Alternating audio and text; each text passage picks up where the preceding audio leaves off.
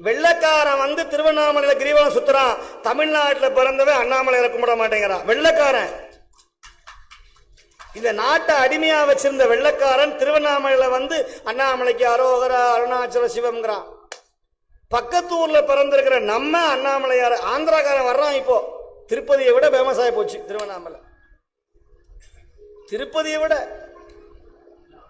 என்ன பண்றது, ரொம்ப மகிழ்ச்சி.